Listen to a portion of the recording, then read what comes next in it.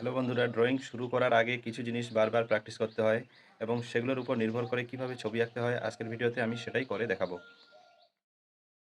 Hello বন্ধুরা, সবার প্রথমে আমি একটা সার্কেল বানিয়ে নিয়েছি। তো কোণার মধ্যে যে ছবিটা আপনারা দেখতে পাচ্ছেন আমি সেটাই আজকে বানাবো। তারপরে আমি মিডিল বরাবর একটা লাইন টেনে নিব, তার জন্য দুই দিকে দুইটা ডট নিয়ে নিলাম।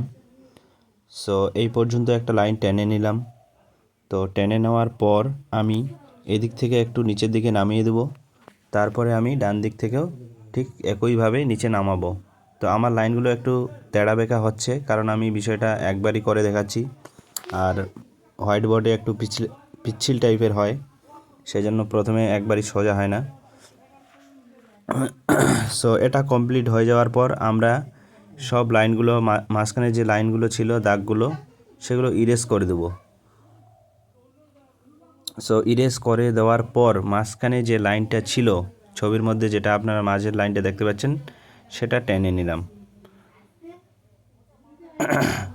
টেনে নেওয়ার পর নিচে একটু, আসলে মার্কারের নিবটা এতটাই মোটা যে এখানে আমি চিকনা করে দিতেই পারছি না। আর উপরের দিকে একটা অংশ আছে, সেটা বানিয়ে নেওয়ার পর দেন এটাকে, যদি ছোট বাচ্চারা চায় তাহলে নিজের পছন্দ মতো দুটো রং করে দিবেন। দুটো রং বলতে একটু নিচের দিকে একটু হালকা থাকবে, উপরের দিকে একটু ডিপ থাকবে, তাহলে দেখতে জিনিসটা খুব সুন্দর লাগবে। এরপরে আমি আরও একটা ছবি বানিয়ে দেখাচ্ছি। কিভাবে লাইন টেনে বাঁকানো লাইন বা আড়ি লাইন যেটাকে আমি বলি, অতএব ডায়াগোনাল, এই লাইনগুলো টেনে আর বাঁকানো লাইনের মাধ্যমে কিভাবে একটি আইসক্রিম বানানো যায় আমি সেটাই এখন করে দেখাবো। তো সবার প্রথমে আমি সোজা সোজা লাইন, মানে বাঁকানো লাইনগুলো টেনে নিচ্ছি একদম সহজভাবে, মানে একটা বক্সের মতো বানিয়ে নিচ্ছি। তো নিচের দিকের অংশে একটু বড় হবে, উপরের দিকে গিয়ে অংশটা একটু ছোট হয়ে আসবে। এটা হয়ে গেলে একটা ডট দিবেন, ডট বা মাঝ বরাবর একটা লাইন টেনে নিতে হবে।